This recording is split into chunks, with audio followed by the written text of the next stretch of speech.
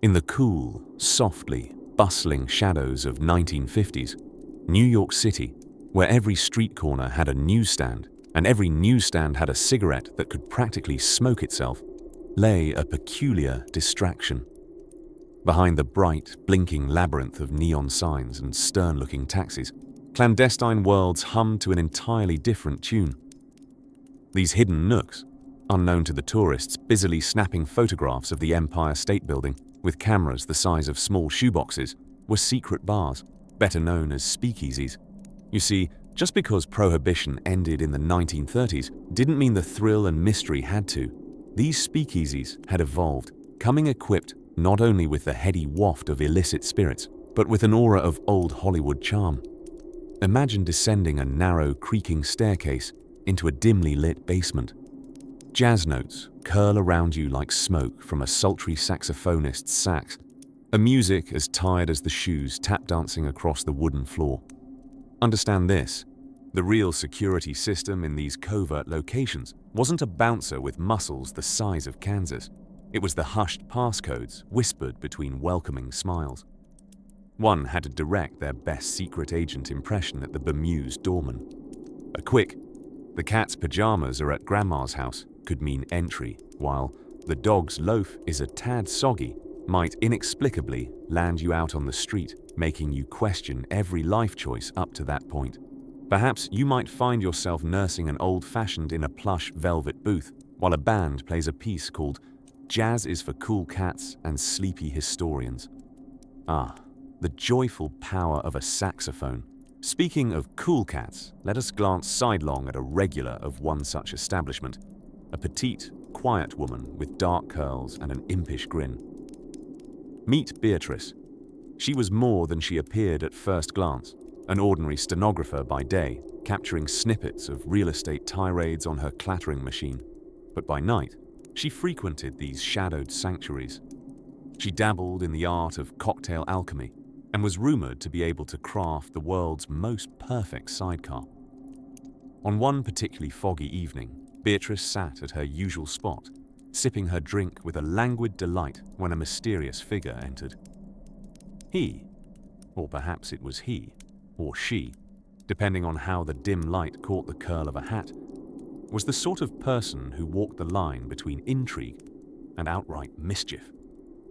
The stranger slid onto a stool next to her, pretending to casually study a napkin with what appeared to be a doodle of a duck tap dancing. It was, in fact, a coded message. A map, scribbled elegantly in lines of dots and dashes. Beatrice, sharper than a quill, realized this was more than idle artistry. Within the arch and curl of lines flickered the promise of a treasure, a story darker and more beguiling than whiskey on a winter's evening. She twirled her glass, considering the stranger's unspoken request. The night hummed along, pressing gently with secrets and the faint sound of laughter. Little did Beatrice know, this drawing was the key to adventures she hadn't dreamt of, wrapped in crumpled napkins and whispered confessions, all designed to lull the spirit toward mystery. And there, dear listener, in this gentle, drowsy half-light of historical musings, might we pause? As you allow your mind to drift, perhaps consider subscribing to our humble channel. Your company would mean the world as we chart a course through time's hidden nooks. But before the sands of sleep sweep you away, do drop a note of where you're tuning in from and just how tick-tock goes your clock. The story, like the city's mysterious heartbeat, is gently unfolding, just out of sight. As our cinematic journey continues into the shadowy elegance of a world painted with the subtle brushstrokes of 1950s mystique, we find ourselves drawn to the dimly lit backroom of a certain inconspicuously named happy hour. Lounge! Nestled in the heart of a city bustling with the post-war zealousness of economic prosperity, this was no ordinary bar. Here, secrets flowed more freely than the Prohibition-era whiskey they slyly served on the sly. But don't let the secrecy fool you into thinking it was a somber place. Quite the contrary. Think less menacing gangsters in fedoras and more humorous urbanites with too much time on their hands. Picture it if you can. A bartender deftly moving between patrons like an impromptu acrobat, managing to shake cocktails and tales with equal precision. His name was Johnny the Juggler, for reasons known to no one but countless whispered bar jokes. And Johnny was the keeper of the establishment's most delightful little secret, a book of drink recipes so eccentric that even Hemingway would have said, "That's a bit much." The recipes, you see, were written in code, and not just any code, but a sort of gibberish that could only be deciphered by those with an advanced degree in numismatics, love for cryptology, or perhaps both.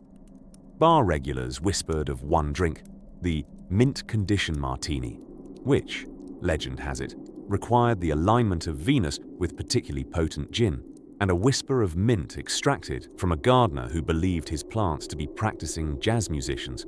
The brilliance of this coded cocktail compendium lay not in its ability to obfuscate, but in the camaraderie it fostered. There's nothing like a common enemy, such as a powerful thirst or a stubborn riddle, to unite mathematicians and poets alike. Thus, between sips of unpronounceable beverages, alliances were forged over napkin-drawn diagrams of the GRUK gap, whispered analyses of Eisenhower's next strategic chess move, and, of course, pondering the magnetic qualities of hula hoops, that latest and greatest cultural sensation. And there, in the midst of this curtain of intellectual drapery, stood Mildred and George, our protagonists of illicit, ummy affection. Mildred, a secretary by day and codebreaker by night, had a peculiar talent for creating new abbreviations for the Department of Silly Walks. George, on the other hand, liked to keep everyone guessing, not because he was particularly mysterious, but because he spoke exclusively in limericks. Their forbidden love was not bound by law or country, but by the strict regulations of Mildred's workplace, which frowned upon romantic endeavors, not to mention George's complete and utter lack of understanding of proper workplace procedure, owing to his constant need to rhyme everything. Suffice to say, meetings were interesting when every memo ended with a cheerful ode to the songbird of the month. But in those stolen moments at the happy hour lounge, their love blossomed amongst the coded cocktail napkins and melodic avalanches of laughter. Sometimes it seemed as if the very air in the lounge vibrated with love songs composed entirely of 17th century calculus era equations. Mildred often said that decoding the secret bar menu was much the same as understanding George, never frustrating, merely delightfully challenging. On one particularly starry night, outside the kind where the night sky was filled with such celestial pizzazz that even the stars seemed to have spent extra time on their makeup, Mildred found herself staring at a newly minted drink recipe, the Neptunian nightcap, a concoction so complex it could only lead somewhere spellbinding or, at the very least, directly to a headache. As George spun whimsical verses about planetary fields and topiary hedges, Mildred thought how wonderfully absurd and absurdly wonderful it was to be caught up in the whirligig of love's cosmic dance amid the cozy haze of secrets, codes, and clandestine imbibing. In such places, and in such times, where humor was as intoxicating as any beverage and secrets as common as sunsets, the world felt both expanded and tenderly encapsulated. Our two star-crossed lovers were quite happily lost in it, as moments sweetly drifted like softly shimmering lullabies. As you settle into your own slumber, let your dreams linger on the edge of this gentle spectre of history, a place where laughter, love, and a fair bit of cryptology light the way to uncharted reverie. And perhaps, just perhaps, your thoughts will carry you into more whispers of the past, where secret bars and hidden codes pave the way for dreams yet to be. In the delicate glow of twilight in the 1950s, somewhere amidst surreptitious whispers and an unusual number of innocuous-looking moustaches, a new breed of social spots emerged. Enter the clandestine world of secret bars. While these might not reach the Prohibition-era opulence of the Roaring Twenties speakeasies, they carried their own charm, almost as if the ghost of Gatsby supervised the blueprints. Unlike today's health-conscious world, the bars of the 1950s pinned their allegiance firmly to cigarettes and cocktails, assuming calories were an invention of the future. These hidden dens were frequented by everyone who was anyone, or anyone who thought they should be someone. With dim lighting that could have been inspired by an over-the-top film noir, these bars fostered a delicious sense of mystery, the kind that makes you want to sport a trench coat and speak solely in cryptic quips. And within these shadow-soaked walls, if you listened closely enough between sips of a dry martini, you might catch wind of the peculiar, secret language that flourished, codes as ethereal as they were amusing. People had a linguistic knack back then, amplified by an odd blend of earnestness and sass.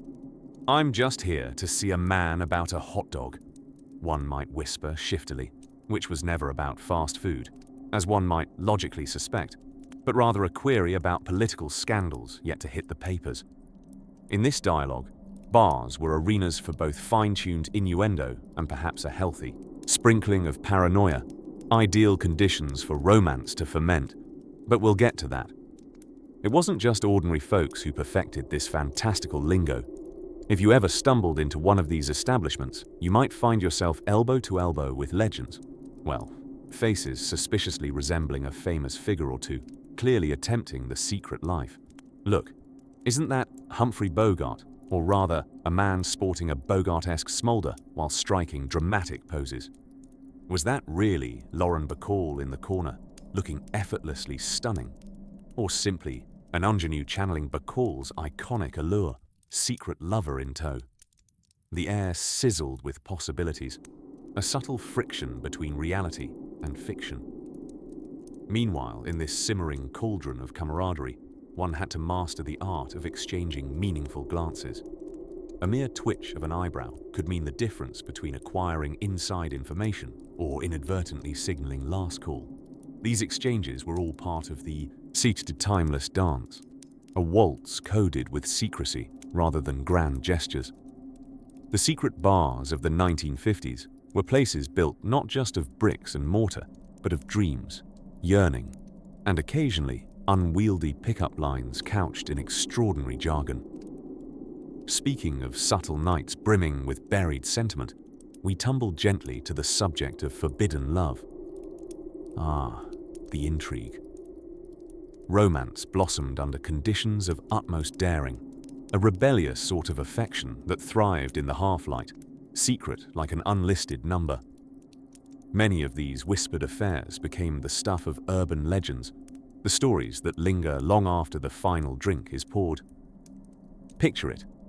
A young couple conversing messily under the hush of conspiracy, heads bowed like they harbored state secrets, though likely passion was their only crime. Love, clandestinely nurtured in these covert spots, wasn't so much about the fear of societal norms as it was the exhilarating prospect of plotting trips to Paris while still under the persistent delusion that Paris was just another bar on the Upper East Side. Set against the clinking of glasses and the mellow strains of a spirited saxophone, hidden romances became tangible, enkindled by the sweet deceit of a shared secret. Hearts negotiated silently amidst the faint scent of smoke and the frothy curls of laughter, echoing the rhythm of a more optimistic age, while the vintage jukebox spun soft serenades of love and longing.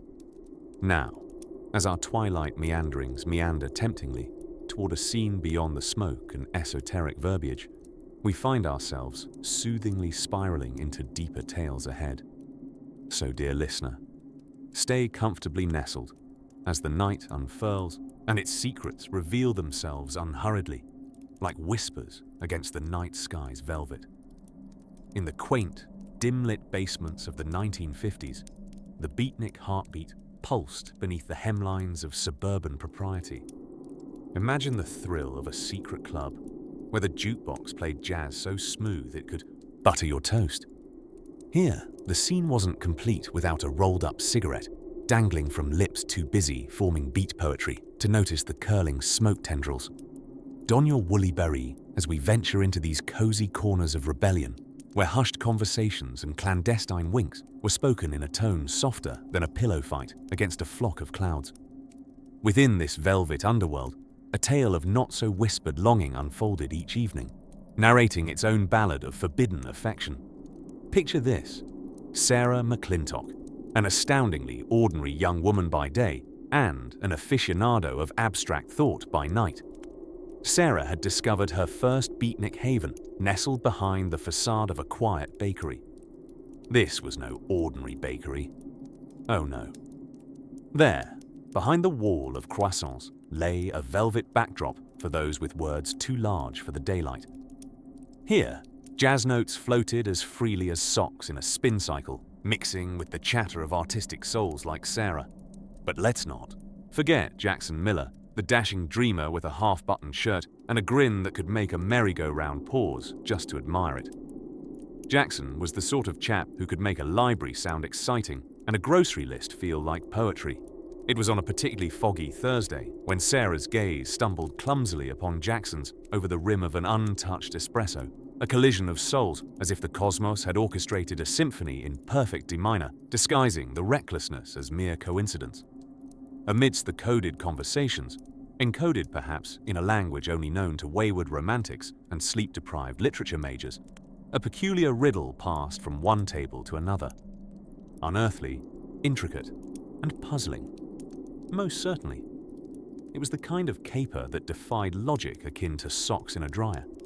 Some said the answer lay in the lyric of a long-forgotten jazz refrain. Others hinted at a dusty edition of Melville.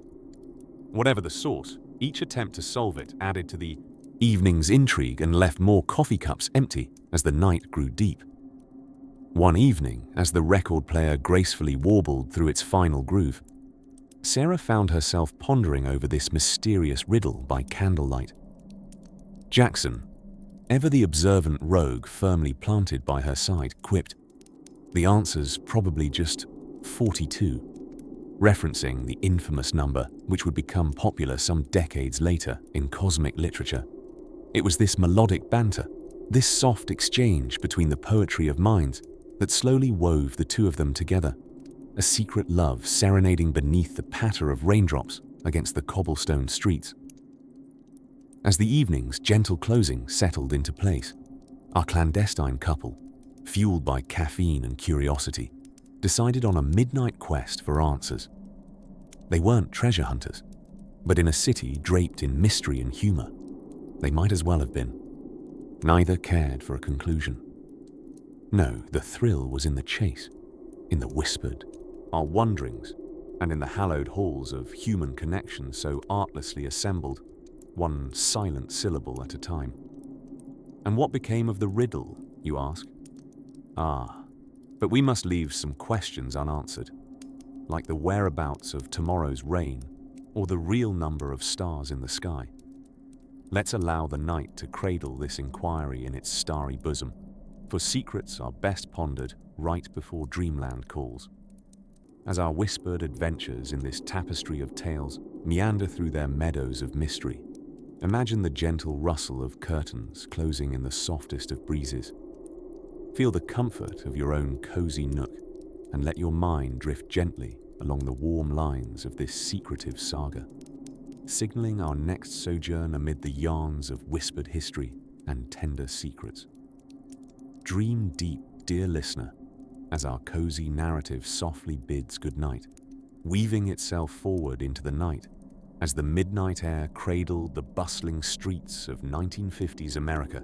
The true thrumming heart of this era lay not in the polished surfaces of its diners or the gleaming chrome of its automobiles. Instead, it pulsed in the secretive, softly lit world of speakeasies, those deliciously tucked away sanctuaries of defiance and delight. You see, the people of this decade, even post-prohibition, had developed quite a taste for the clandestine. Far from the judging eyes of suburbia, underground jazz tinkled like a gentle rain on a tin roof, reverberating through dimly lit lounges filled with an eclectic mix of patrons. There sat revolutionary thinkers, sipping games of chess like drinks, beat poets arrogantly wrestling with existential dilemmas, and your everyday accountants who dropped their briefcases at the door and picked up personas inspired by their favorite noir films. In one such bar, the Cat's Pajamas, for who could resist such a name, our tale unfurls a little secret of its own. Behind a telephone booth, which itself was hidden in a faux library shelf, deserved more Oscar nods than some performances of the time, was a room known only to a select few. This was the realm of Mr. Pretzel, a man known not for his culinary skills with twisted bread, but for his knack for knitting people together with the thin, buttery thread of jazz beats and cryptic codes. Mr. Pretzel, whose birth name we suspect was borrowed from an Eastern European atlas, had built a network of correspondences unrivaled by any postal service, coded messages curated not for war, but for wit. The only battles fought here were of wits, throbbing in the discussions of nonconformists who ridiculed conformity with the same fervor they argued over whether Sartre wore ironic socks. On this particular evening, amid the swirls of smoke that coiled gently in the air, a few years before health fads would declare war on indoor toxins, Ms. Georgette Fairbanks, a stenographer by day and code mistress by night, was deep in conversation with her cohort, Arthur, an ex-Navy cryptographer. Their genial conspiracy had nothing to do with secrets of state, but everything to do with secret messages. Love notes disguised as crossword puzzles, literary references layered thicker than a Sunday morning hangover. The intricate discussion involved deciphering a message left on a napkin with a variety of cocktail stains that meticulous observers could have mistaken for a Jackson Pollock original.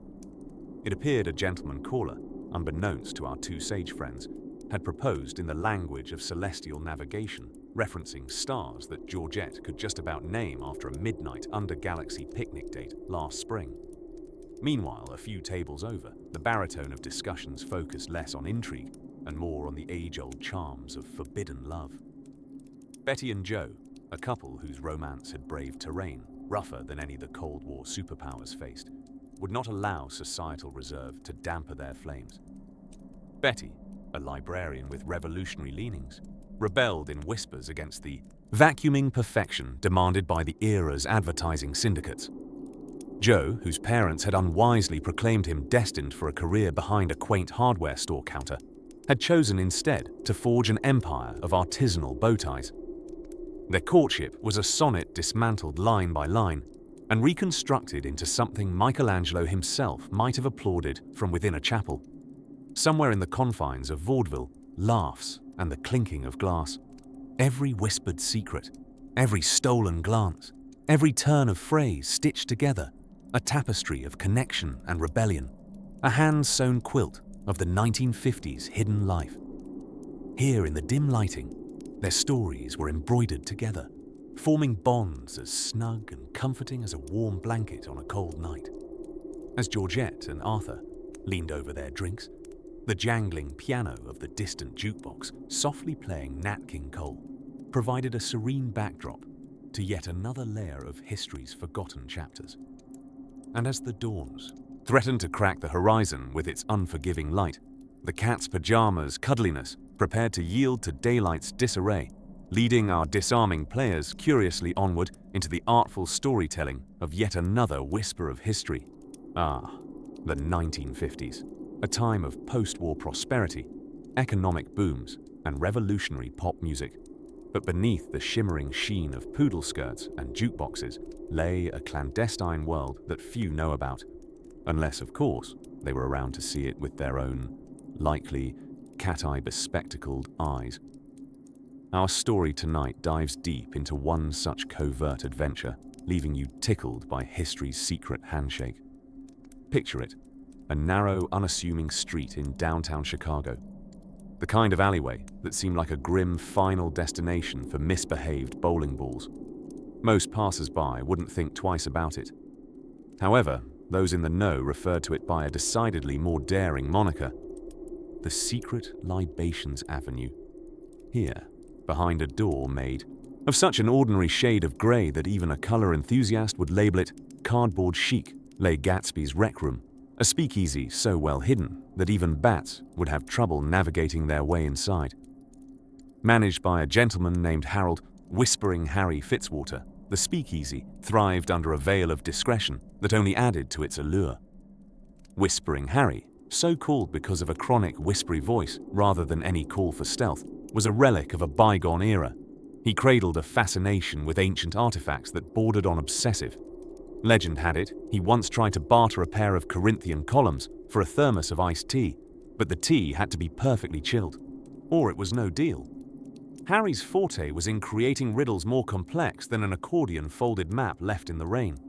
If you could unscramble his weekly puzzle, you'd gain entry to Gatsby's rec room, where the dim lights and layered smells of cigarillo smoke and vanilla schnapps invited you to lose track of time altogether. In this lavish underbelly of 1950s charm, whispers of forbidden love lingered in the air like phantom saxophone notes. Sarah Flanderton, an accomplished, if scandalously so, female mathematician, often found herself in the clandestine cacophony of the room. Her love was not merely for the mathematical conundrums she could solve faster than others blinked, but for one, Gerald, resistance is futile McAllister, a mysterious deckhand-turned bartender who had reputedly sailed every conceivable sea to create cocktail recipes that churned even the saltiest sailor's guts into remorseful knots. While Sarah was known for causing academic kerfuffles with her radical math theories, Gerald had his own method of wooing patrons into philosophical pondering, aka his specialty drink, the inverse mojito. It was said to possess the power of switching one's stance on both the gold standard and the social merits of boxed desserts. Now, imagine the scene. Sarah perched on an unsteady bar stool, calculating the trajectory of each lime slice's descent into a sugary oblivion while contemplating how best to profess her affection to Gerald amidst the darkened, jazz-filled corners of their hidden alcove. Her heart, as bright and flammable as nitrate film stock, pulsed rhythmically to the sounds of a bebop trumpet. But time trickled by like an hourglass in a windstorm. Sarah knew mathematics, Gerald knew libations, but neither could decipher the awkward algebra of romance crossing the chalkboard of their lives with those pesky symbols of vulnerability.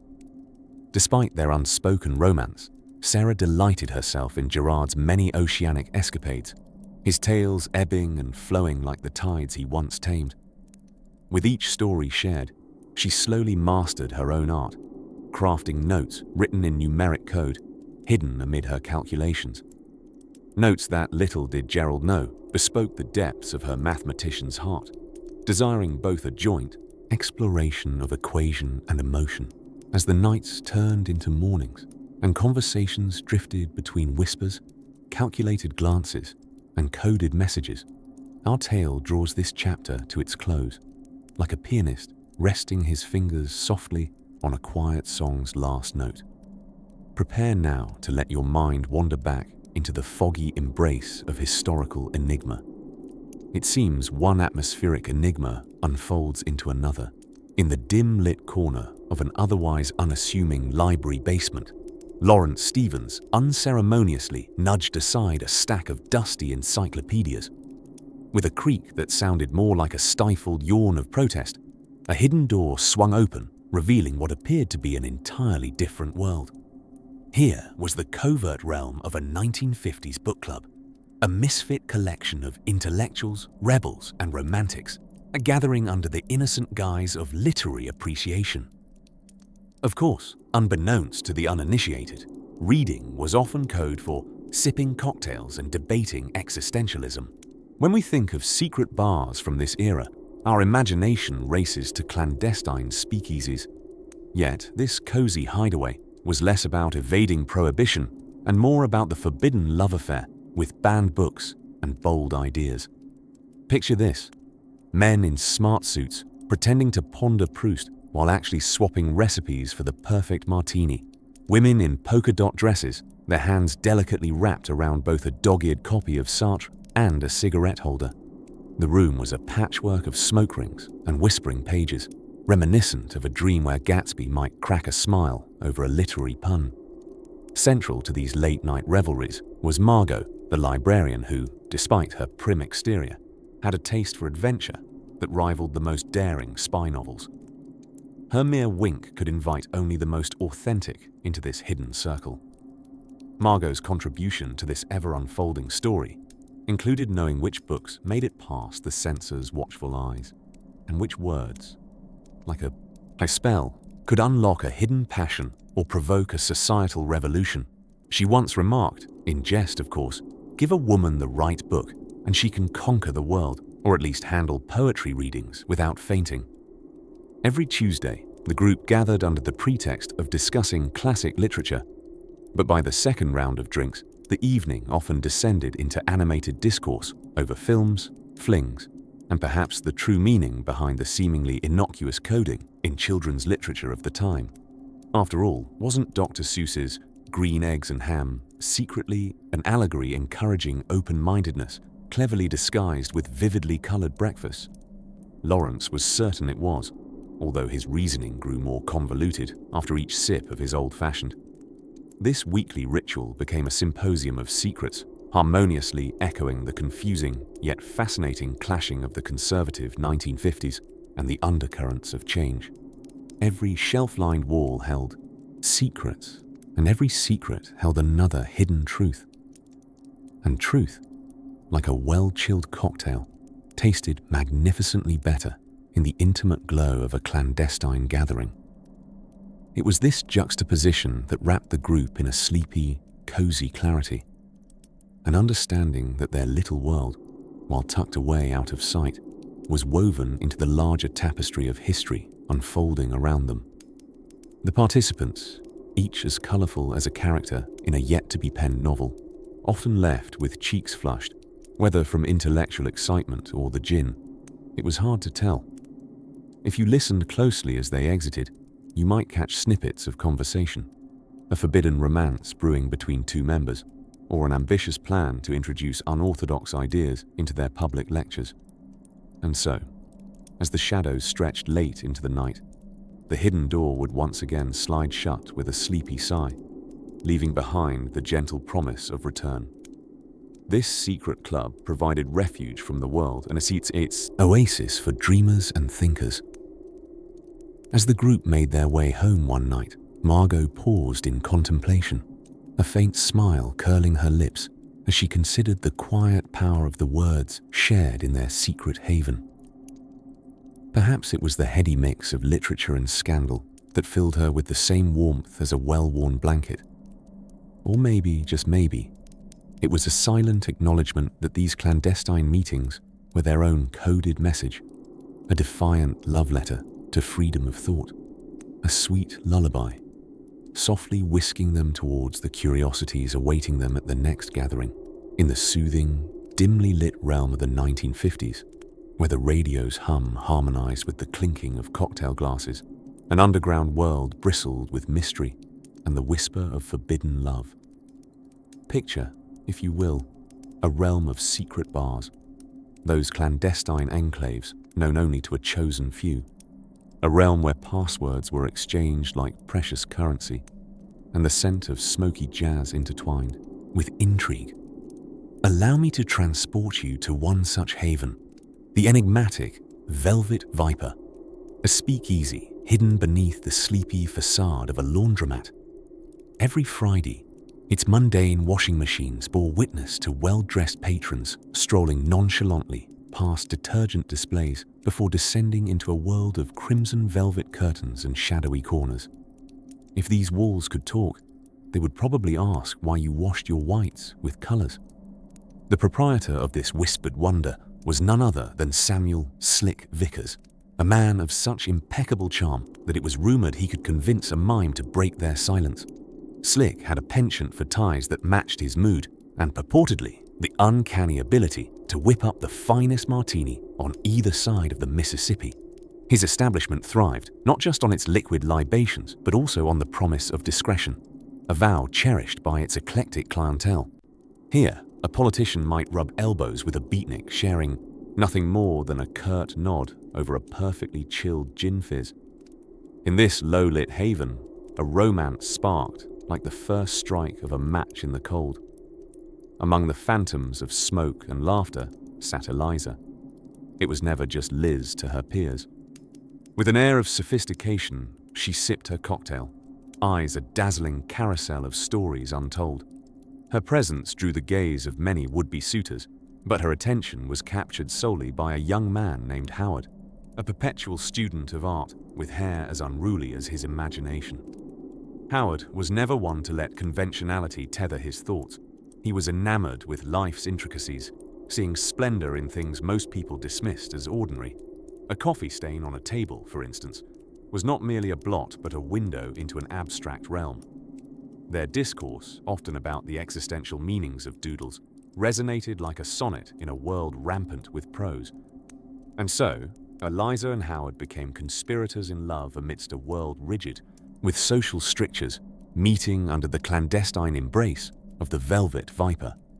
They shared the thrill of seclusion, their words melting into the melodies played by the jazz trio, a group of musicians so elusive that even their music notes could never be caught and kept. Outside the enchanted bubble of the speakeasy, the 1950s marched to the strict cadence of conformity. Words like love and future were shadowed by propriety and expectation.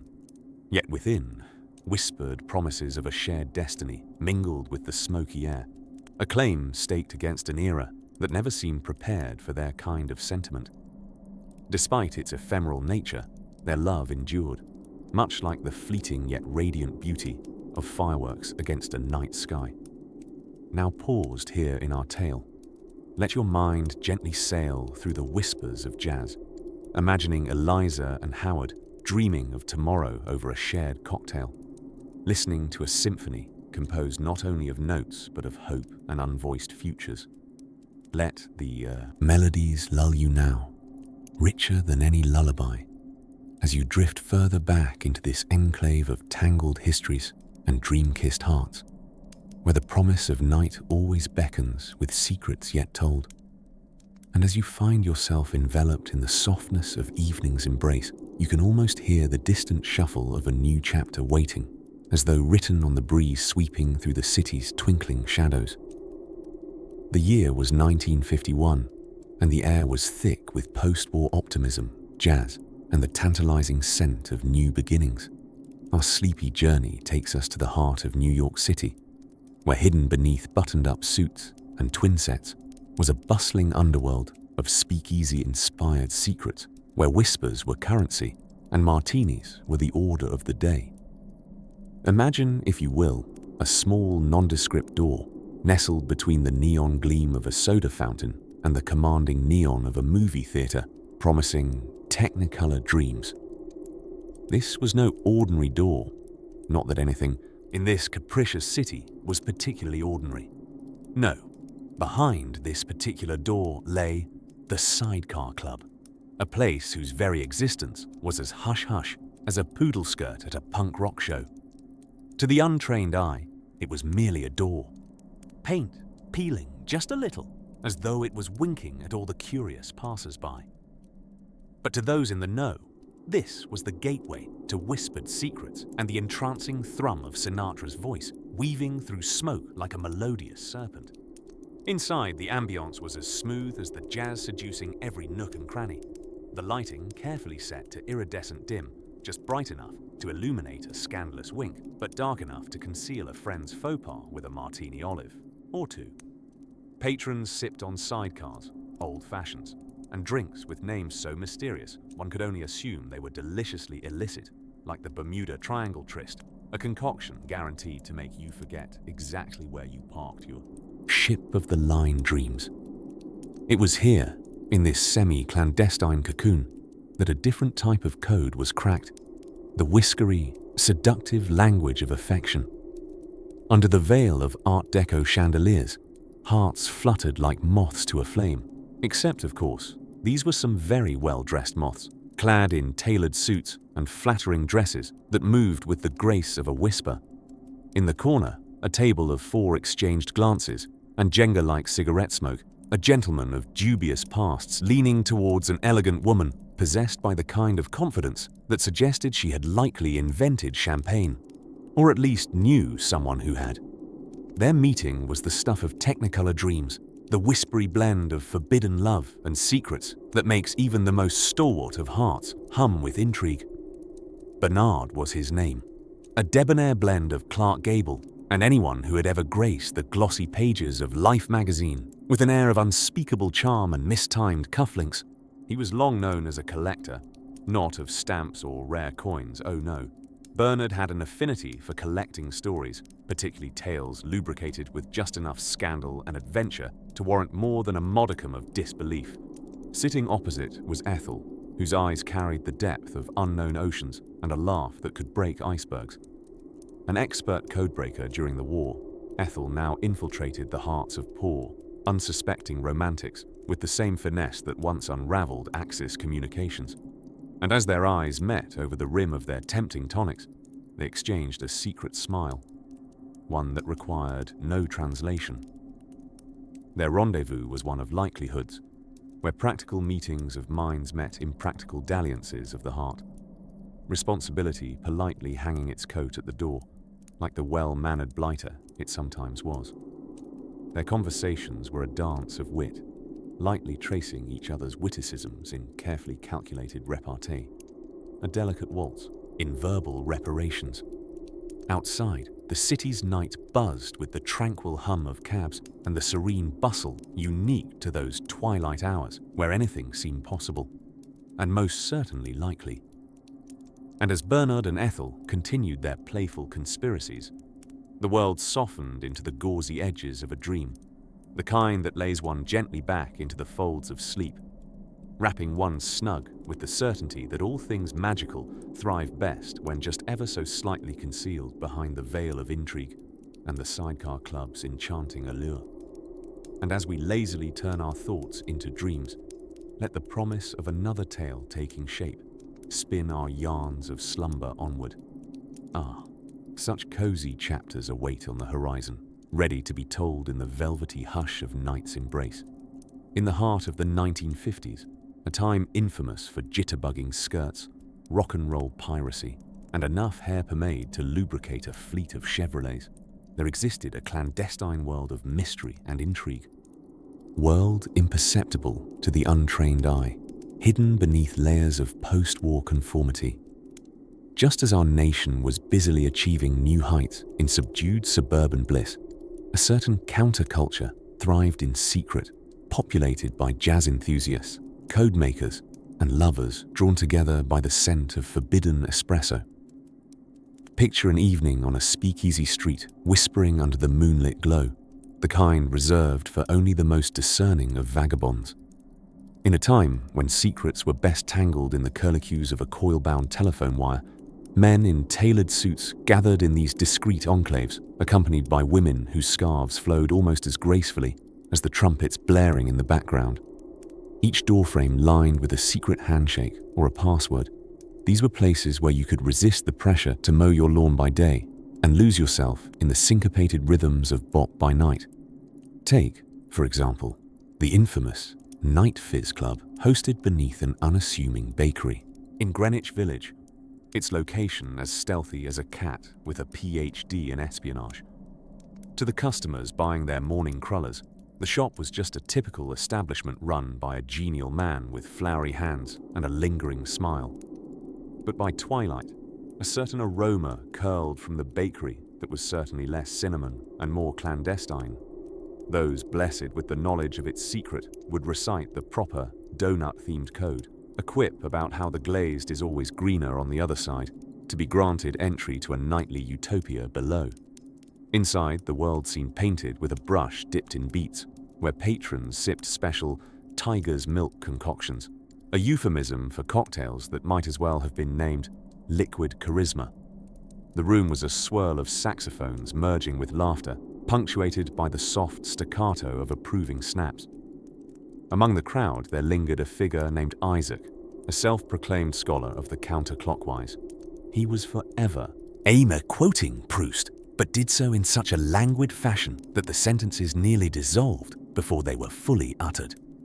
Isaac's flair for the dramatic often led him to claim he sent secret signals to the future using only his trusty typewriter and keen understanding of Morse code, his fingers tapping out time with the music as if transcribing the jazzy night itself. And there was Eloise, another regular, with hair that danced in tandem with Billie Holiday's soulful notes. Eloise possessed a defiant twinkle in her eye, a glint that suggested she might have just hidden protest in her pocket mere moments ago, along with the occasional souvenir from adventures she never admitted to in public. Together with Isaac, she had a whirlwind romance of coded glances and playful banter, thriving on the delight of exchanging witty secrecy over a hodgepodge of jazz and rebellion. Everyone knew not to discuss these events in the light of day. After all, a secret society has strict, unwritten rules about how much one can openly enjoy oneself without arousing the suspicions of an ever-watchful and drearily conventional society. By night, they belong to a world uncharted on any tourist map, yet tied together by a language of encryption that held much more than promised betrayals. It held kinship and shared rebellion against monotony. Then, as the last bass note faded into silence, patrons would catch their coats and begin the short ascent back into the ordinary world, whispering promises to return, their camaraderie intact despite the daylight inquisition ahead. This blend of mystery, camaraderie, and closeted desire sustained them through the ticking minutes of life's more prosaic moments, their secret lives weaving a tapestry of thrilling nights and hushed mornings. And so, the hidden enclaves of the 1950s beat boldly beneath society's structured facade, their nightly treats serving as fuel for dreams, both candid and coded. With dawn approaching, their enclave slipped back into obscurity, much like a classic vinyl returning to its dust sleeve, poised and ready to spin another story on the next moonlit night. As the sun rose, each one retreated into their daily facades, holding a silent promise to the jazz-filled evenings of tomorrow. In the twilight years of the 1950s, as the last vestiges of a post-war optimism swayed lazily into the pop-happy rhythm of rock and roll, Manhattan was the beating heart of secrets and whispers. The city, endless in its mysteries, played host to a theater of clandestine bars hidden behind fake bookshop facades and telephone booths that opened unexpectedly into decadent lounges. You could say New York was going through a phase where walls had ears, and every speakeasy door was an invitation to a world where the password constantly changed lest the place become simply popular. Take the case of the Crooning Canary, a cozy bit of nostalgia tucked away in the back alleys of Greenwich Village. By day, it masqueraded as the humblest of coffee houses, replete with the jangle of spoons against cappuccino cups and the whispered debates of beatnik poets. By night, however, the clinking of glasses and soft shuffle of feet transformed it into a playground for those with ears attuned to merriment rather than melody. The patrons at the Crooning Canary included jazz musicians whose notes wove the fabric of post-war America, passing from trumpet to trombone with the fluid grace of a spring breeze. Naturally, the doorman was a man of remarkable proportions, not in height, but in discretion. He could seal away a secret with the same gusto he reserved for asking if you'd heard the latest tune by Elvis Presley. Nestled in this charming hideaway was an unexpected romance between a mild-mannered chap, known affectionately as Charles the Chameleon, owing not to any zoological affiliations, but to his rather enviable ability to blend into any social situation, and a sharp-witted librarian called Emily, whose habit of wearing her spectacles provocatively at the end of her nose made her appear perpetually on the verge of understanding everything. Their romance, like the curious code of the hidden city, was punctuated by the playful exchange of secret notes, tucked into library books like wry retorts bound between covers. Emily would leave a cryptic reference to Keats beneath a stack of mystery novels, while Charles undertook a reconnaissance mission in fiction. Their affections were a literary espionage, laden not with danger but delight. One particular note, placed meticulously in a dusty hardback on post-war economic policies, read only, "Meet me where the saxophones sleep." True to her form, Emily challenged Charles with a riddle as enigmatic as the Mona Lisa's smile. Undaunted, or perhaps inspired by caffeinated curiosity, Charles would traverse the city, counting the downbeats and seeking out the spot where a saxophone dozed most contentedly. It was in those explorations that Charles discovered the Monotone Mole, another enclave just across town. Frankly, The Mole was less a bar and more a living room that had had an unfortunate encounter with a coffee machine and decided it might as well serve cocktails too. It had once been an authentic basement, of the type frequented by beat poets and those who preferred their coffee with a side of existential musings. Beneath its low-hanging ceilings, the saxophone sang its lullabies to the rhythm of whiskey pouring over cracks of ice. The Mole wasn't known for much, except perhaps for brisket sandwiches that were reputedly as excellent as they were contraband. But there, cradled in the soft fuzz of unpolished ambience, Charles found his steadfast Emily, each note of the saxophone serenading their hidden rendezvous. Together they occupied a table that wobbled slightly unless one held it with a gentle pressure, a place where love was the ultimate secret, shared in diners filled with silhouettes that gestured wildly against the smoky air. As they sat, exchanging all the efforts of fully grown-up espionage for the simplicity of each other's company, Charles would often tell Emily about the world outside, the latest gadgets, or a particularly amusing incident involving a typewriter and a particularly insistent cat. Emily, in exchange, would offer tales woven from the many lives lived through books, each anecdote gilded with the warmth of her laugh. Together, they laughed at the quirks of a world in which bars were home to secrets and hidden codes as they huddled in the corners of the serene chaos, wrapped in their shared wit. And so, lovers and listeners alike, as the city stitched together another night's tapestry of whispered words and sleeping saxophones, we gently follow Charles and Emily into the gentle world they inhabit, where whispers float on the winds of history, murmuring of what may come next in the tale of hidden threads. As the clock winds back to the vibrant 1950s, a decade where poodle skirts swirled and bebop jazz delighted, our story nestles itself into the cozy confines of New York City's speakeasy scene. By this time, Prohibition was a dusty relic of the past, yet remnants of its clandestine haunts laid low, ensconced in shadows for those who relished secrets shared over velvet-cushioned seats. Tonight, we tiptoe into one such place, the Whistling Ghost, eternally shrouded in barely a whisper and a dash of mystique. Now, to a newcomer, the Whistling Ghost seemed like a figment of Lewis Carroll's imagination, tucked beneath a nondescript deli that by day served the meanest pastrami on rye. By night, however, with a wink from old Sal, the deli's chipper proprietor, the janitorial closet wall magically opened to reveal a staircase descending into a world where post-war exuberance melded with memorable melodies. The patrons of the Whistling Ghost were an eclectic blend. Jazz enthusiasts in vintage suits, ladies swirling in dresses as colorful as a Van Gogh painting, and those enamored by secret lives as narratives spun with the smoke from unfiltered Chesterfields.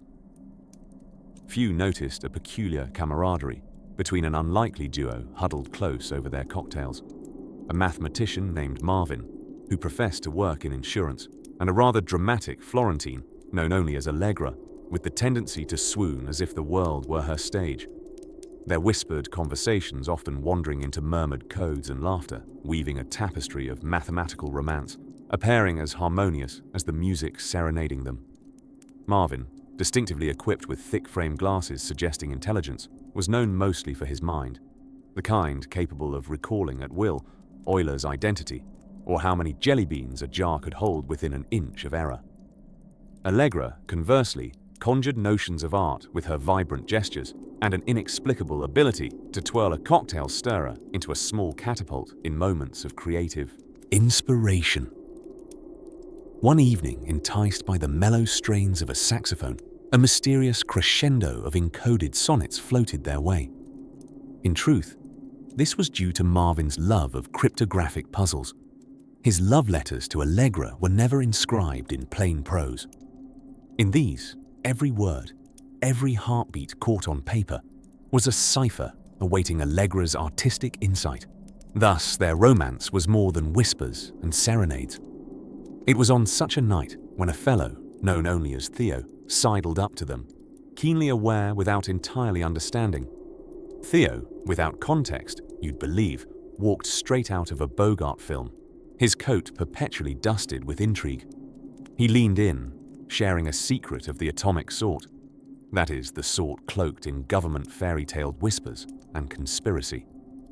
Allegra, her eyes alight, took this as the night's latest drama and asked if it rhymed with bananas, only to discover, regrettably, it did not.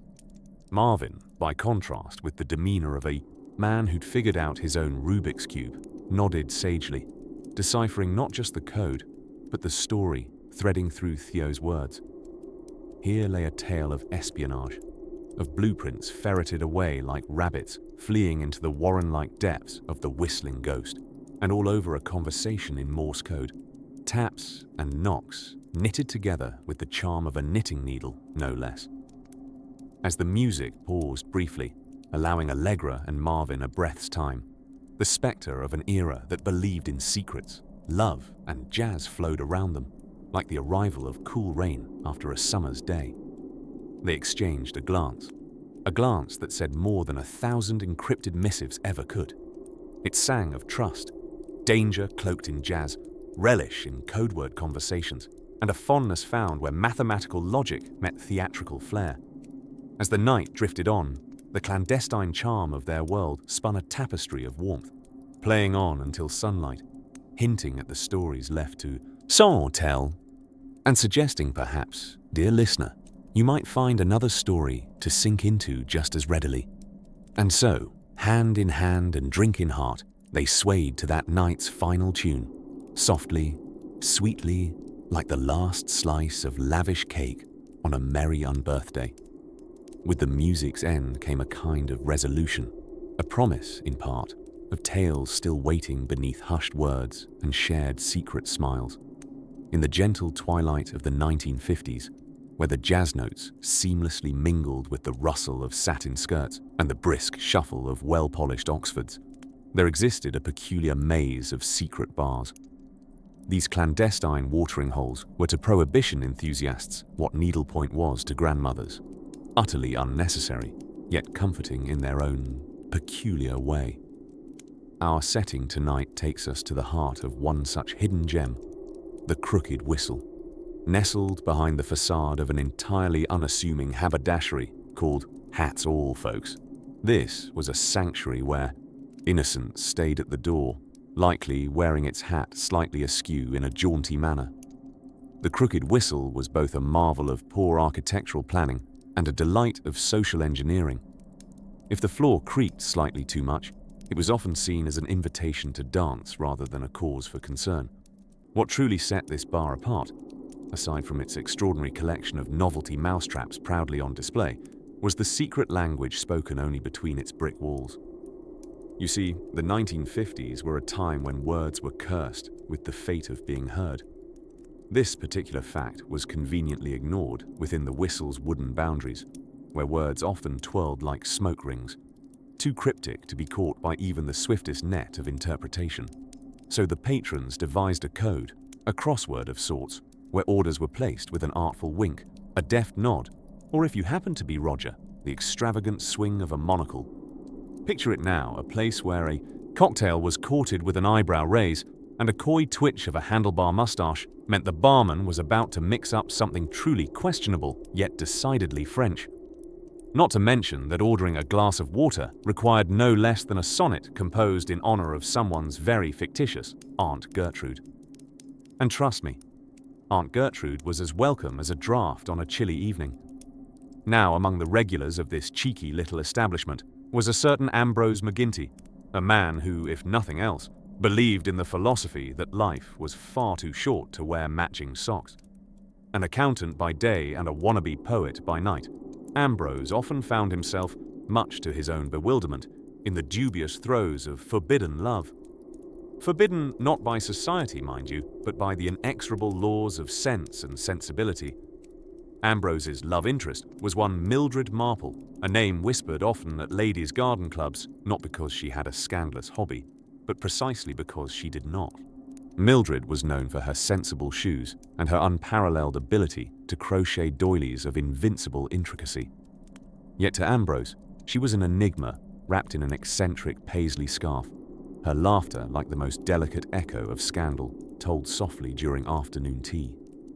Their rendezvous at the Crooked Whistle were marked by conversation so quietly absurd that one wondered if they were communicating in secret codes of an even deeper, more nonsensical variety. Their shared interest in periwinkle socks and existentialist cinema was only outdone by their fascination with the possibility of a utopia where taxes were paid in smiles, utterly unworkable, yet a charming idea no less. Though their love may have been forbidden by logic and practicality, it was nurtured in the whispers of the whistle's secret code, where each noise and nod carried the weight of 1,000 unspeakable sonnets. They believed themselves to be masters of subtlety, but it is an unfortunate twist of fate that in matters of the heart, only obvious signs seem truly invisible. As you drift further into sleep's embrace, imagine the gentle chaos of a place where even love tiptoes in coded rhythms, only this time without the troubling early morning alarm that often prompts the retreat of any such rhythm. In the murmur of dreams, you may find yourself at a bar where every whisper is sacred and every shared glance a novel waiting to be written. With this cozy thought, let your eyelids grow heavy and your mind drift softly toward the tale that awaits beyond this dreaming interlude. The ethereal beauty of the 1950s, when life was simpler, skirts were twirlier, and secret codes weren't just for spies, they were for bars too. Picture yourself drifting down a quiet street, the dim glow of streetlights flickering like tired fireflies. In this twilight world, hidden beneath a veil of secrecy, lay a sanctuary for the daring, the secret bars of the 1950s. As the clock tiptoes towards midnight, imagine stepping into a realm where whispers are the loudest sound. You're in the company of those who live on the edges of society, not outlaws, mind you, but fellows possessed by a spirit of delightful rebellion. Picture a bartender named Gus, whose mustache is almost as thick as the smoke that curls from his ever-present cigar. Gus makes a drink called the Velvety Nightcap, a concoction so smooth yet mysteriously complex that even your dreams feel slightly tipsy after one sip. Behind Gus, the walls are lined with shelves of carefully aged spirits. These bottles stand like huddled conspirators, each holding secrets of nights long past. The patrons here speak in code, not because it's necessary, but because it adds an air of intrigue to their otherwise ordinary Tuesday nights. If you wanted a martini, you might ask for a ginger hug, and if the night called for something stronger, a sapphire whisper would do just the trick. The real treasure of these gatherings, though, wasn't just the secretive sips of drinks that felt like secrets themselves. It was the forbidden love that kindled under the low, flickering light. Picture a woman, Audrey, with her perfectly coiffed hair and an unshakable fondness for polka dots, swaying gently to the music that hums softly through the room. Her eyes meet those of a young man across the bar, Leonard, whose tie is never quite straight and whose smile is playful and just a little bit scandalous. In their world, where appearances mattered more than they should, Audrey and Leonard's love was complicated. But here, beneath the golden glow and swirling smoke, they could be themselves. They exchanged knowing glances and whispered conversations that were like a dance only they understood. Sitting on a small table between them, an ashtray tells its own story, filled with the remnants of conversations and secrets too bold for the daylight. It's a place for Audrey's candlelit laughter and Leonard's gentle, earnest confessions that would drift into the ether, mingling with the jazz notes that wove through the air like silk. Their romance was a delicate dance, each step in rhythm with the clash of cymbals and sliding trombones. The thing about forbidden love is that it thrives in quiet, unexpected moments, like sharing a sip of a midnight murmur or brushing fingers as they both reached for the last olive. The olive, of course, was their little inside joke, an unsung hero of many late-night trysts, far more respected when it formed the garnish of a Cabernet fling. Despite the hush-hush nature of their encounters, Audrey and Leonard's love story danced frivolously amidst the borrowed glances. In a world full of barriers, they found a space without conditions, where every giggle was a starburst, sprinkled in the velvety sky of yet another perfectly hidden night. And just as the clock begins to nudge its way toward morning, with the air heavy with promises of another day, Gus gives a cheeky nod from behind the bar. The patrons take this as their cue, smiling knowingly before disappearing into silence, leaving only the soft echo of their laughter and tales. Tomorrow, or rather, today, is a new adventure, perhaps filled with new codes, late-night whispers, and love painted in shades of twilight. But for now, it's time to drift into dreams where even the most forbidden of loves find their happily ever afters, kissed by the quiet promise of the night. Amidst the gentle hum of the 1950s, a time when post-war optimism mingled with a mid-century swirl of rock and roll and soda fountains, there existed clandestine interconnections beneath the tangible fabric of everyday life. It wasn't just about honking cars and poodle skirts. Beneath the polished linoleum surface lay an irresistible allure for secret bars, wholly unknown codes, and love that remained utterly and deliciously forbidden. Let's pause at a rather obscure little corner, a bar so discreet that it was practically invisible to the untrained eye. Tucked away behind a bland facade, the gilded canteen appeared as innocuous as a freshly minted penny. The code eyes used for entry was as whimsical as the era itself. Simply asking for a cup of moonlight at the door would suffice.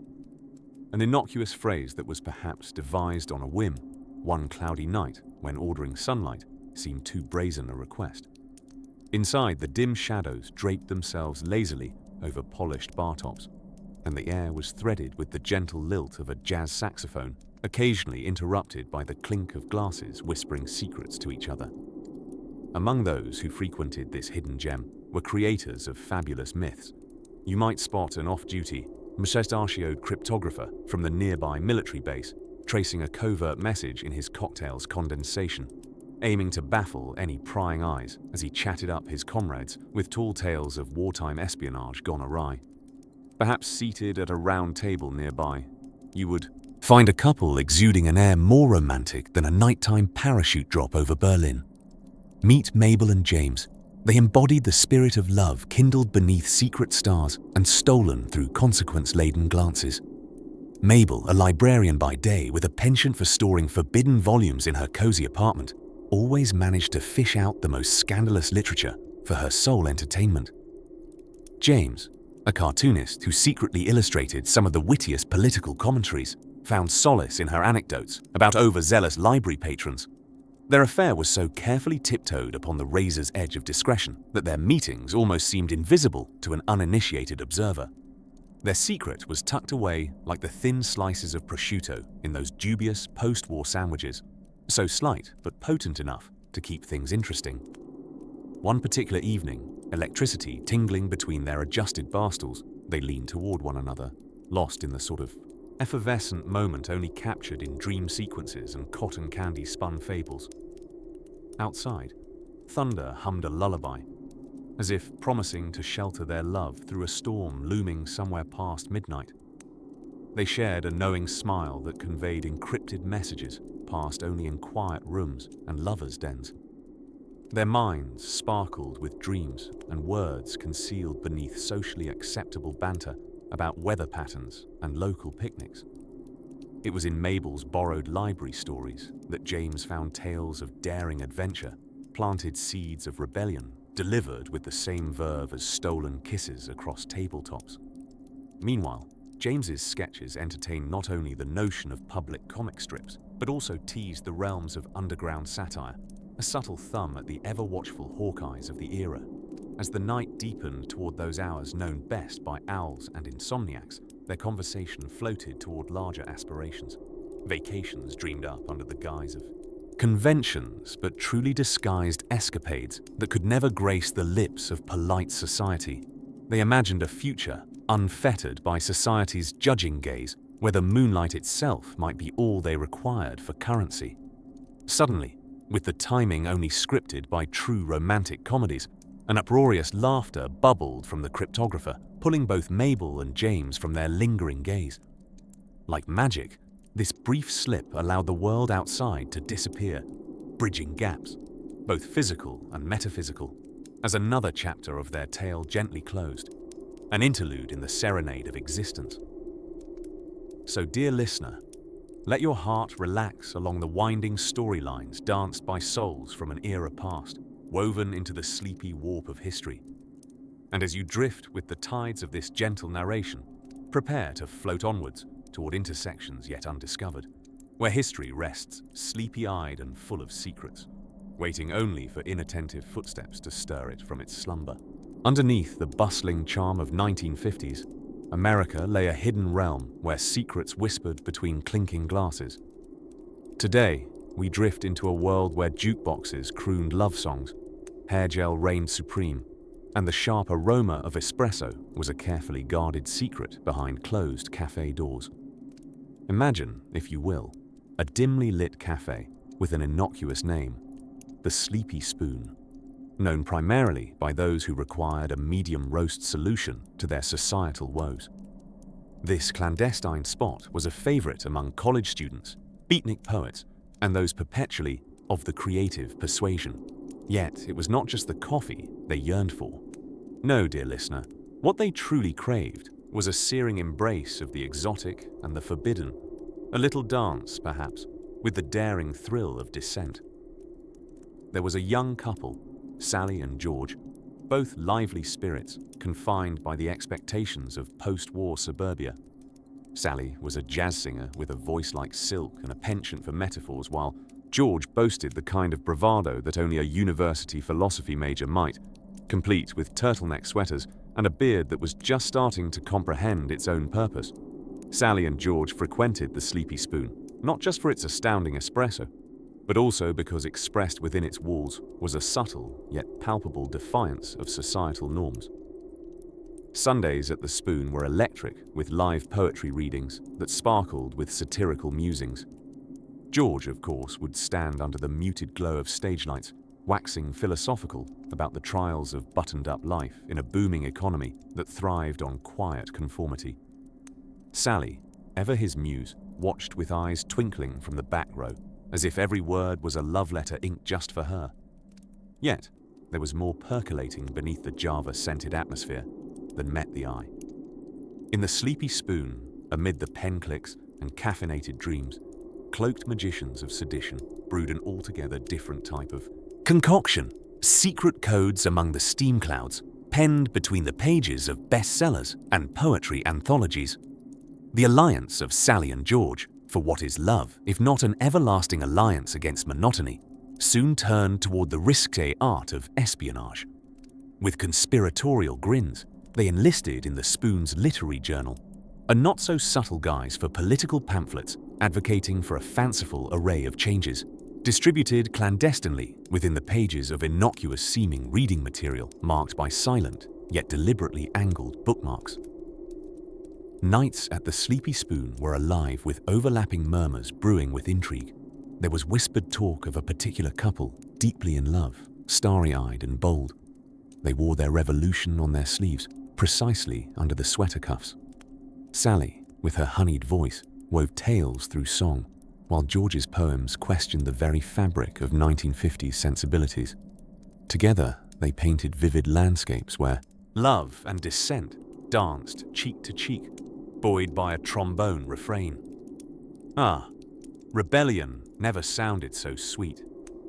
Yet, as all good things tend to do in a caffeinated haze, the Sleepy Spoon's ethos required evolution.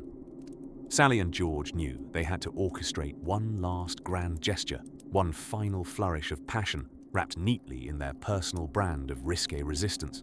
The couple planned a clandestine display at the next poetry gathering, a rendezvous in verse.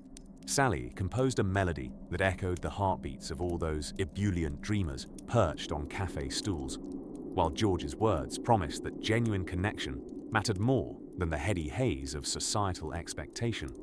Little did they know that fate's clock was ticking forward, driving them gently toward the culmination of a shared dream. But my dear listener, just when you think you've unraveled a thread, the cloth reveals many untold stories still. As you gently drift into the embrace of sleep, hold on to that warmth. For Sally and George were only embarking on the whispers of what was yet to come.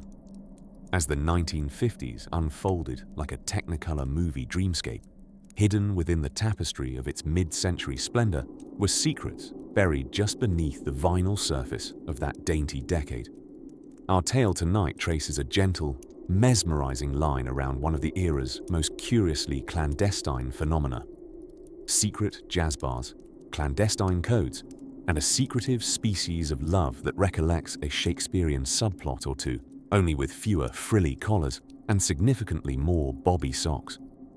Join me on this journey to Chicago, a city known for its practical architecture, deep dish confusion masquerading as pizza, and a jazz scene that could literally swing you into orbit if you stood too close to the stage.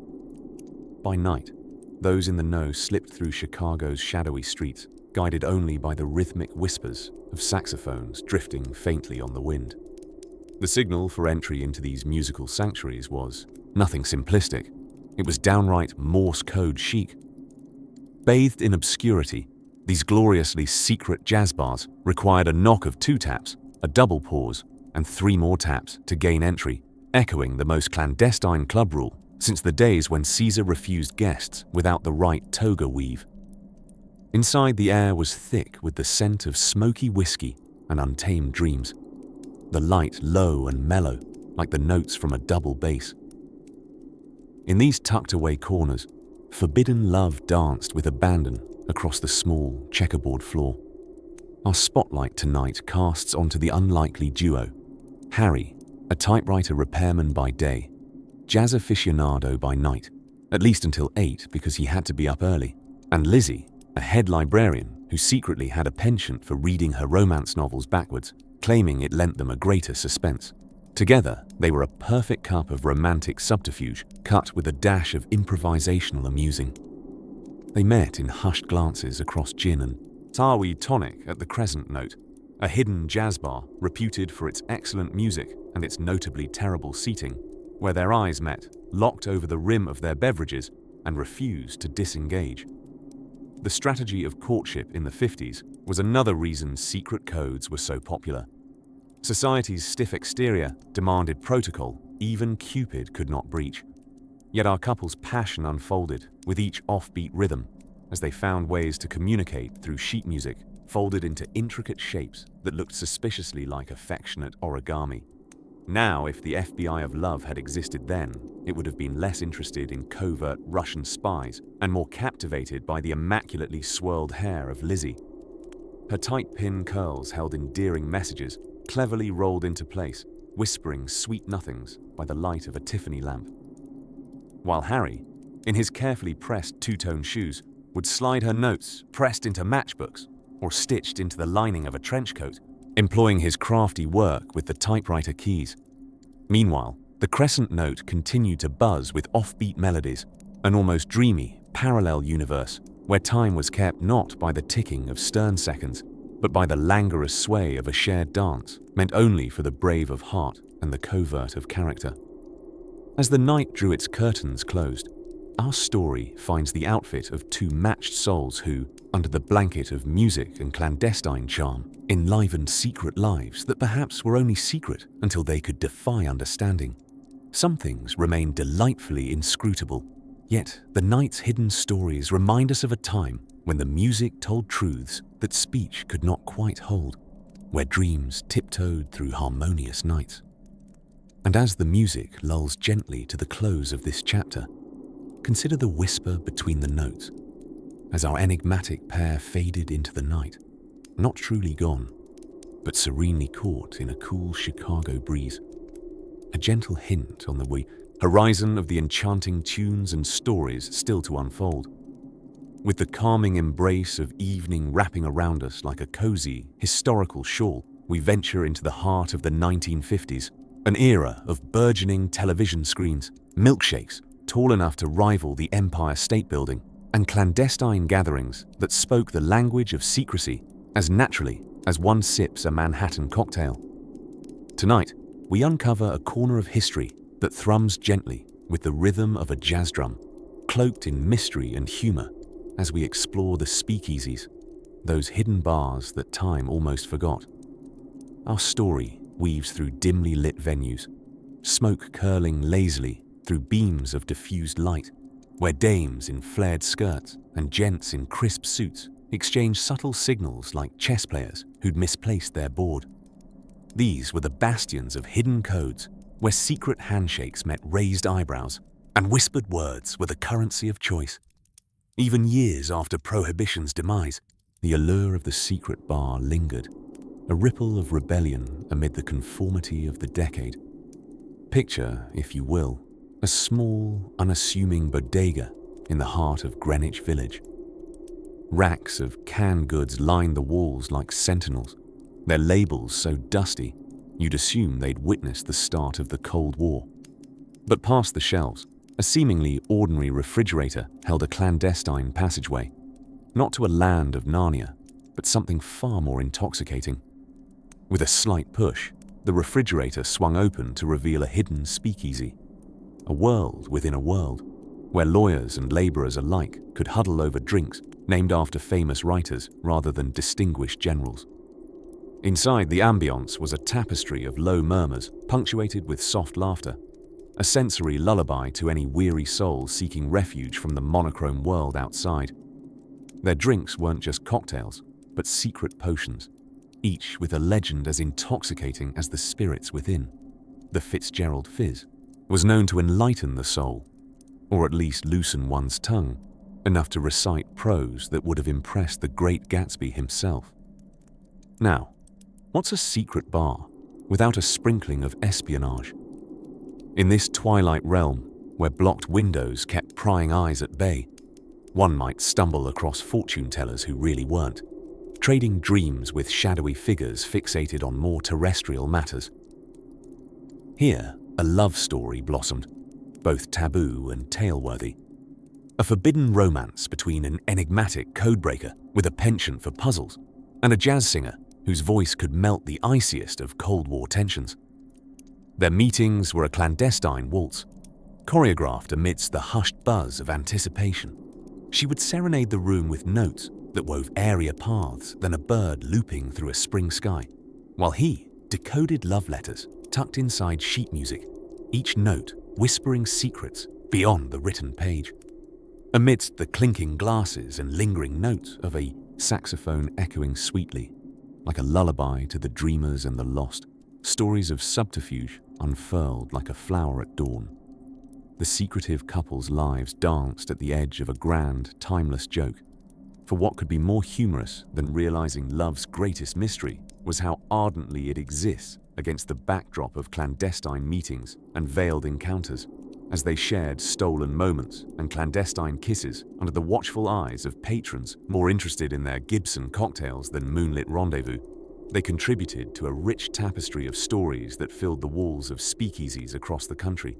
Each note, each glance, woven into history's intricate pattern of expressed and unexpressed desires.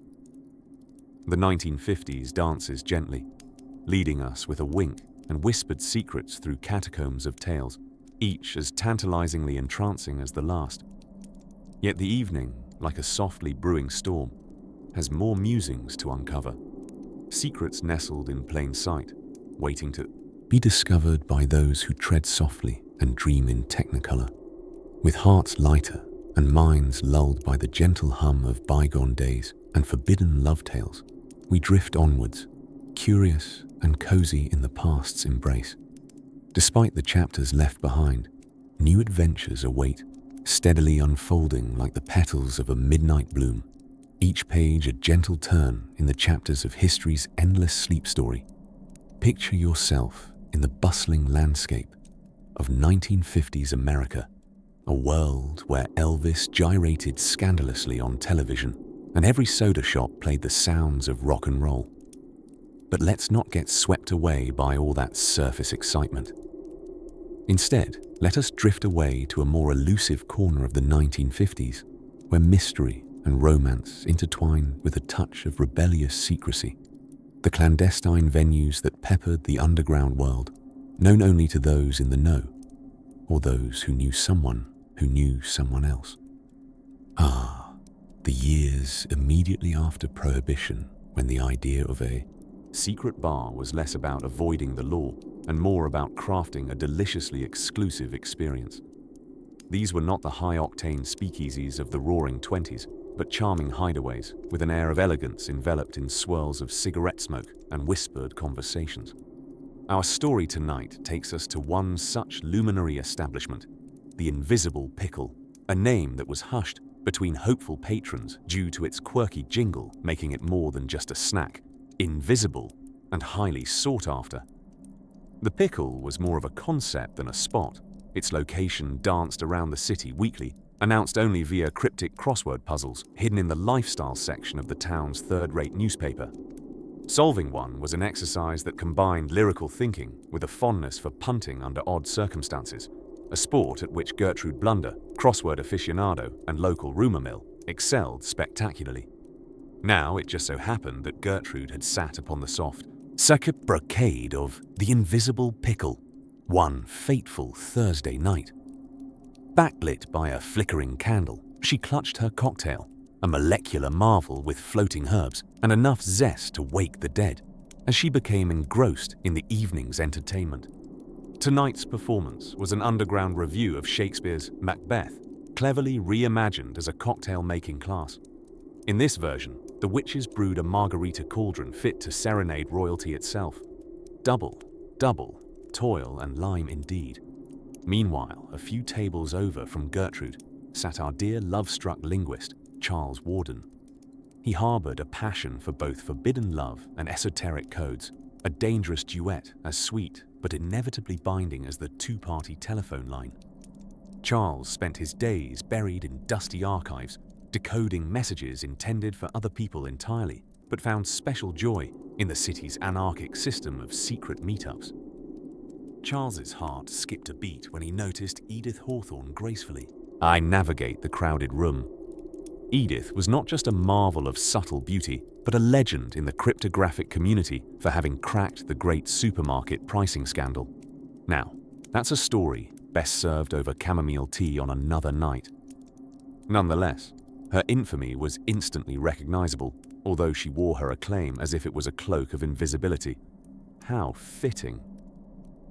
Seeing her, Charles decided to make a move that was daring and bold.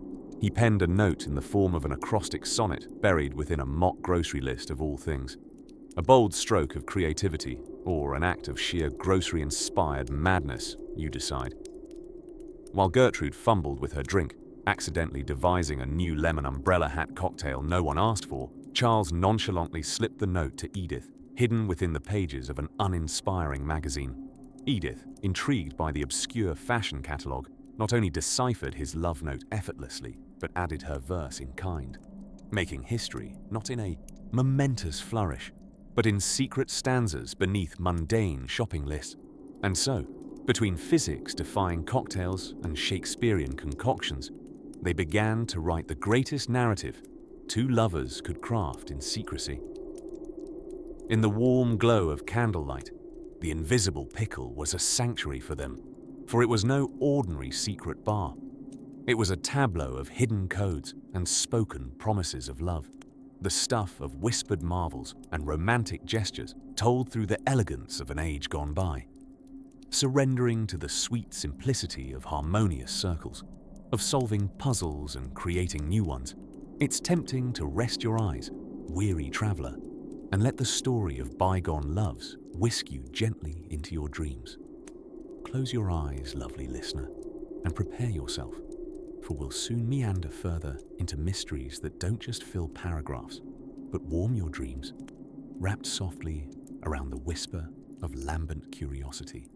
In the swirling, misty glow of the 1950s, the American landscape became a tapestry woven with stories both hidden and untold.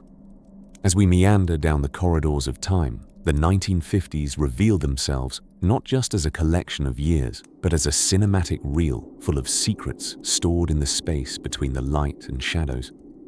Nestled among the post-war optimism and burgeoning suburban fantasia, there lay worlds known to only a few, with mystery and mayhem serving as spices to the everyday vanilla. Among these secret spheres, the clandestine allure of speakeasies slowly hollowed out their last hurrahs. Even against the backdrop of juke joints and drive-ins, coded whispers of secret bars still floated like ghostly tunes. A bop, a jive, a cha-cha. Imagine yourself now behind the unremarkable facade of an abandoned soda shop, where, upon giving the correct knock, the rhythm of a jitterbug perhaps, you find yourself invited into a dimly lit room. This is not your average watering hole. Here, the bar stools are woven from whimsy and conspiracy, the drinks teeming with 3 parts myth to 1 part mystery. In the 1950s, to be in the know of a clandestine bar required you to be a modern-day cryptologist. These secret venues thrived behind secret doors, disguised as bookshelves or beneath creaky floors that hid trapdoors. The easiest way to decipher the code was to know someone who knew someone who thrived in the arcane art of espionage gossip. Such was the milieu that stories of romance kindled over a shared cocktail or beer could span long-lost lovers from east to west, their affections encrypted into love letters smuggled in cocktail olives. Forbidden love, like a covert handshake, gnawed at the breadbasket of our era. The societal expectations that kept certain people apart and others believed impossibly close. Forbidden love was not a mere tale reserved for trysting novels or tales of star-crossed lovers. Among the whispers in cigar smoke and the clink of glass, true tales of hidden love played out. Picture the jarring juxtaposition of a shoe salesman and a librarian meeting amidst a starless room crowded enough to feel secret, yet intimate enough to house the raw energy of serendipitous devotion. In a world laced with expectations and guarded niceties, love had to be as agile as a Cold War spy, decoding the cultural norms and sneaking behind the iron curtain of societal disdain. Here was where whispers were as valuable as gold, and a knowing wink was the password to a realm beyond tactile books with covers emblazoned with lacquered letters. This era, brimming with secret signals, also boasted its own distinctly droll language, a veritable buffet of slang so rich you could almost taste its mashed potato prose. Terms like ankle biters for children and Big Daddy for the boss peppered conversations universally, as did phrases that nowadays might make you blush like a Charleston dancer, but this time served warm through radio waves and letterboxes. And what of the music, you say? Oh dear, listeners, it was the cosmic ray that connected us all.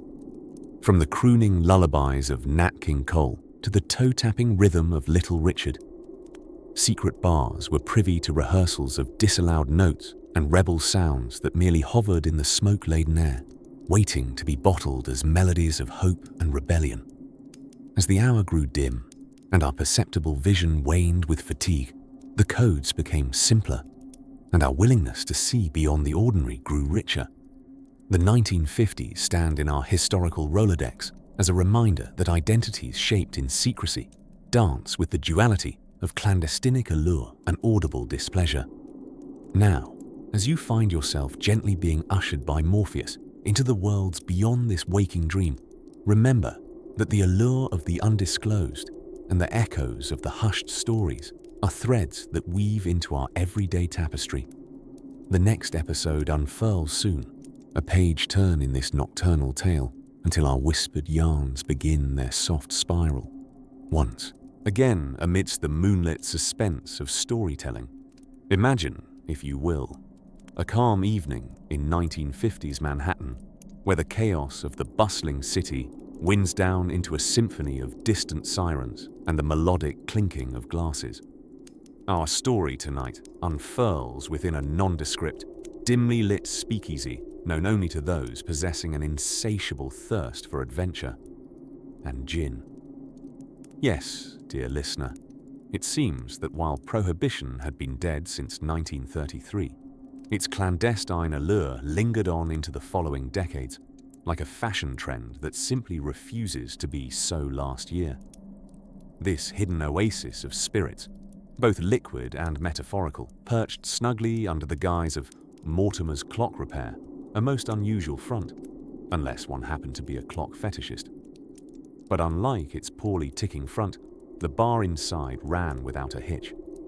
There, time itself seemed to hang in some suspended animation, dancing softly in the candle-lit shadows, while patrons huddled close not just for warmth but for whispers of secrets that could shock and enfold one's very soul. At the helm of this spirited sanctuary was a gentleman named Edgar Munch. Now, suffice to say that his surname did not open doors at high society soirees, but Edgar himself was a key to countless doors of an entirely different kind, with a delightfully slicked pompadour and eyebrows that could quite nearly wave hello of their own accord. Edgar was a maestro of mischief cloaked in delicate charm. As you sip your imaginary Manhattan, it's rather safe to presume Edgar is currently behind the polished bar, polishing things. His conversational prowess was second only to his ability to whip up a diagram of the Fibonacci sequence using nothing but salt, an underappreciated skill, I dare say. But one thing Edgar was particularly proud of was the loyal clientele, none more loyal, or indeed more enigmatic, than the gracefully disheveled Nora Duvet. Nora, with a witticism always on the tip of her tongue and a beret, permanently perched at a curious angle, was the unofficial patron saint of the bar's gatherings. An accomplished cryptographer by day and an accidental poet by night, she had a knack for solving the mysteries of the universe, and indeed those that danced along the creased foreheads of Midwestern tourists who unwittingly shuffled through the wrong door. You see, Nora was embroiled in a passionate, albeit clandestine, relationship with a fellow artisan of cryptic arts, a man known as Chester P. Clavicle. Chester, with his vast knowledge of codes and countercodes, gleaned from places best left unmentioned, was most famous for embedding elaborate ciphers into crossword puzzles found in your everyday tabloid, clearly city's most underappreciated art form.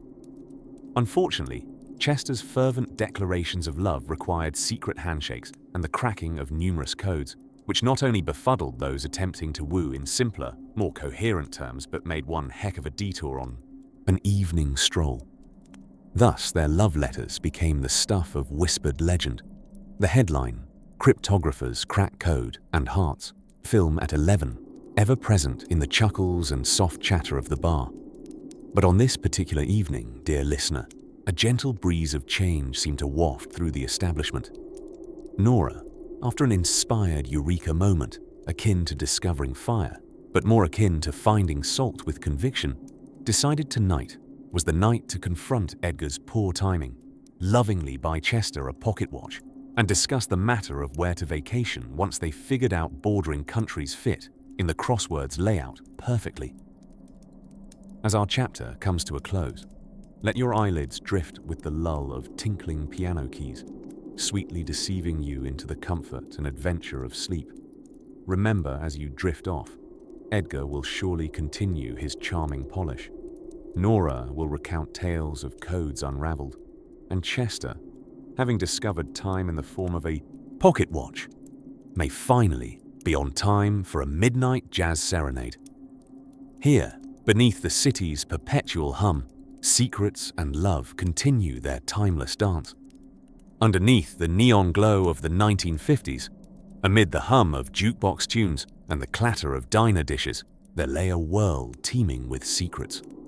One such secret comes to our sleepy attention tonight, whispered from the lips of history's lesser-known but utterly fascinating figures.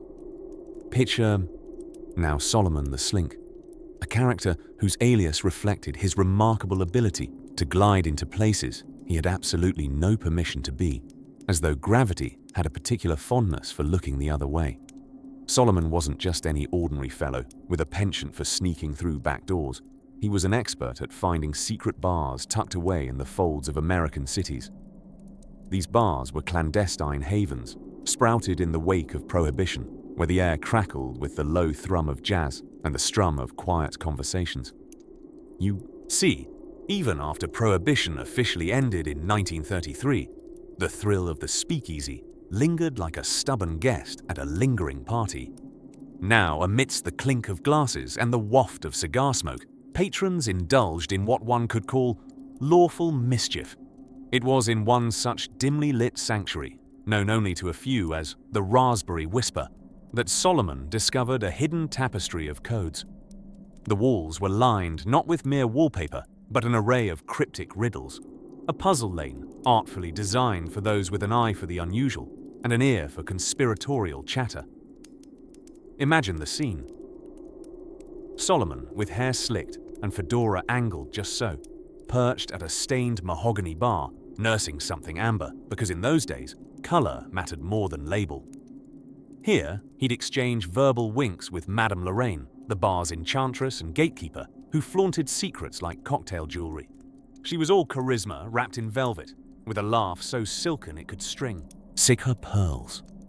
Her eyes danced when she spoke of how, back in '58, the Knights of Non-Disclosure met in the dusty room above the bar, an assemblage of wisecrackers and wise guys united by one credo. Life is best lived in code. Time here didn't follow the rules. Hours melted into smoky tendrils as Solomon delved into the cipher-swirled walls, accompanied by the jovial clinks of glasses never destined to run dry. These ciphers, of course, were nothing too world-changing. Perhaps a harmless account of a poker game fiercely contested between local legends of charm and chance, or a colourful guide to which side of the alley had the best deli. Yet, within the riddle web lay the lost story of Goethe and Clyde, a tale of forbidden love chronicled in snippets over the bar's barnacled history. Goethe, the darling daughter of a button-downer from uptown, and Clyde, the sultry saxophonist who played soul notes infused with secret desires. Their romance unfolded like a noir film reel, spinning against the societal norms that sought to tether them. Through weekends stolen from the fabric of time, they'd converge at the Raspberry Whisper, weaving sparks of their own melody between the wooden beams. And so it was that Solomon, swept by the tide of whispered love and hidden prose, found himself assisting Madame Lorraine in maintaining this clandestine archive.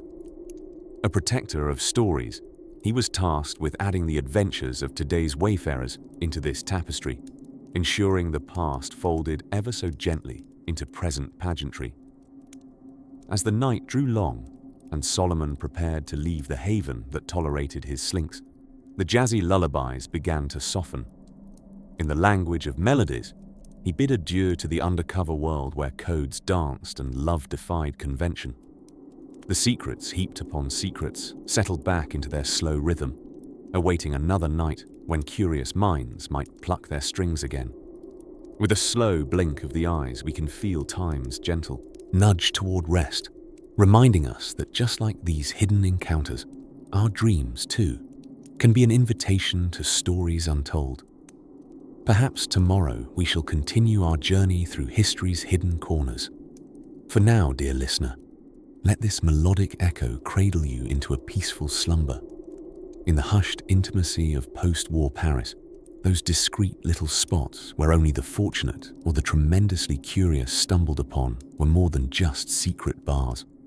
They were entire worlds unto themselves, complete with their own languages, inhabitants and unspoken rules, places you could find adventures rarely whispered about in history books.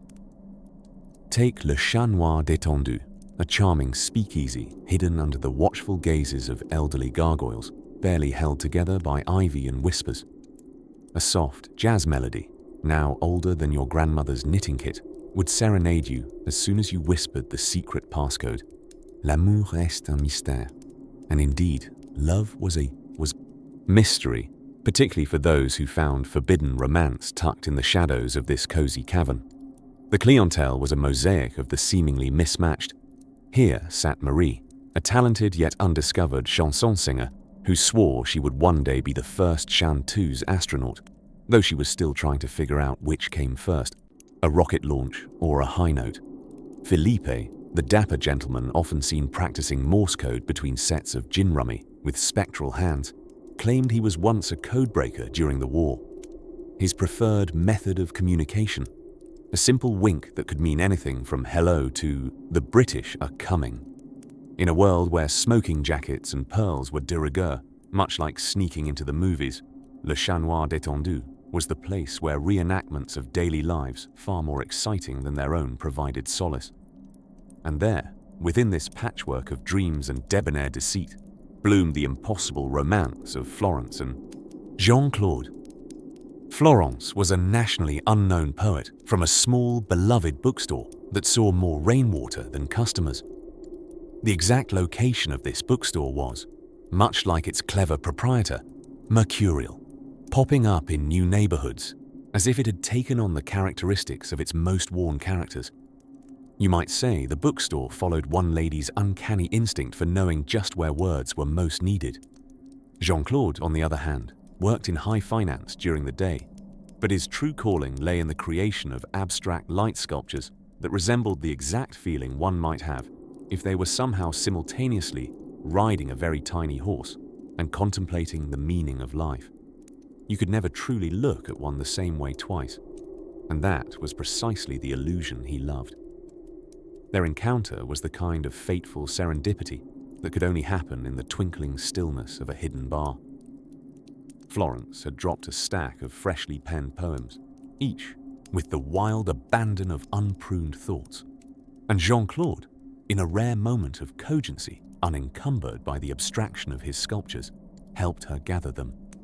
Their eyes met in the dim candlelight, an unspoken understanding passing between them. "Your words," Jean-Claude offered, handing back a tattered page, "are like Baudelaire, with a splash of galactic whimsy." Florence laughed, a soft sound like a spring breeze. "And your light sculptures have the kinetic energy of a sneeze, caught unexpectedly under moonlight." Indeed, their nights grew luminous, painting the fabric of their clandestine meetings with the hues of dreams not spoken. In the seclusion of Le Chat Noir détendu, where time seemed to walk in its own lazy trench coat, Florence and Jean-Claude found peace in the unpredictable harmony of their worlds as their hearts danced to the rhythm of ruby-red wine and poetry readings. It was during one of these moon-dappled evenings, under the mischievous, eighty twinkle of Parisian stars, that they discovered the essence of their forbidden love, the sad yet beautiful notion that their worlds might burst apart if brought into reality's spearing daylight. For theirs was a love best cherished in smirking secrets and dark corners, the kind that defies time, like that final, languid endnote of a sleepy love song, gently echoing through the memory as the rest of the world slumbers. As the smooth jazz softly faded, so too did the evening, winding down in a comforting patience that only those with promises of tomorrow knew. And so, dear listener, with another chapter easing beautifully into dreamscape, we prepare to trace this weave of intrigue into the calming embrace of our story's conclusion. As the jazz age gracefully bowed out of the limelight, the 1950s took the stage with its tailored suits, powdered wigs of conformity, and an air of mystery woven through every fabric of society. Picture a world where secrets were as common as poodle. Skirts and whispers behind closed doors were an art form, surpassed only by the elegance of sock hops and diners with checkered floors. Amidst the clickety-clack of typewriters and the gentle hum of radios filling the living rooms, the undercurrent of forbidden love stirred like a well-brewed cup of diner coffee.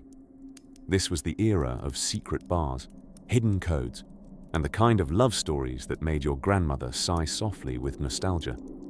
Imagine a quaint little street in Chicago, where the cobblestones have witnessed centuries of whispered secrets and clandestine meetings.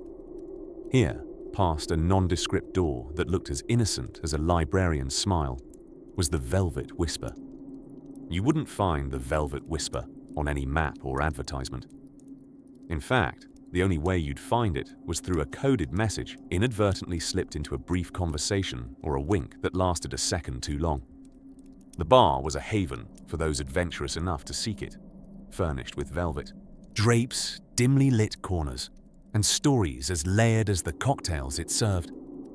The jukebox played records that had stories etched in every groove, providing a melody to the soft clicking of high heels as patrons buzzed with the excitement of murmured conversations and the occasional clandestine dance. Now consider the story of Harold and Ruby, two love-stricken individuals whose paths crossed in this very world of hushed tones and whispered promises. Harold, a young historian with a knack for puzzling out cryptic messages that made the Rosetta Stone look like a children's coloring book. Ruby, a charming reporter whose keen eye for detail could put Sherlock Holmes to shame, or at least make his monocle twitch with respect. It was at the Velvet Whisper that Harold and Ruby's eyes met across a smoky room, each feeling the gravitational pull of a shared secret. There was a certain thrill in exchanging pieces of a puzzle. Connect the dots moments that occurred when their hands brushed against each other while reaching for the same paper napkin. Their affair, as thrilling and clandestine as a spy novel, was interwoven with hidden codes and love letters slipped into unsuspecting hands under the guise of routine, adding another layer of forbidden enchantment to their lives. Harold's idea of romance was sealing messages in envelopes marked with ciphers, while Ruby skillfully deciphered them under the glow of a shaded lamp, her pen a silent accomplice. But life, like a sock hop, eventually demanded its last dance. With the weight of the world pressing down, Harold and Ruby found a bittersweet solace at the end of the night, swaying in the soft shadows of their favorite bar. The Velvet Whisper, with its endless stories and timeless grace, became the backdrop for their farewell, a gentle reminder that love forged in secrecy often leaves traces not easily forgotten. As the dawn broke in shades of pink and gold, the world awoke once more. The cobblestones, hallowed with the footsteps of many a secret and story, lay silent. The Velvet Whisper closed its doors, leaving behind whispers of laughter, love, and the gentle lament of dreams that echoed through the night, lulled by a symphony of nostalgia and the soft rustle of history's pages. One might find themselves drifting off into sleep, carried by the soothing melody of times gone by. But that's a story for another slumber, isn't it? For now, close your eyes. Let your thoughts float on gentle pillows of historical fancy and drift away, wrapped warmly in the timeless tapestry of forgotten loves and secretive nights. A lullaby for the dreaming soul.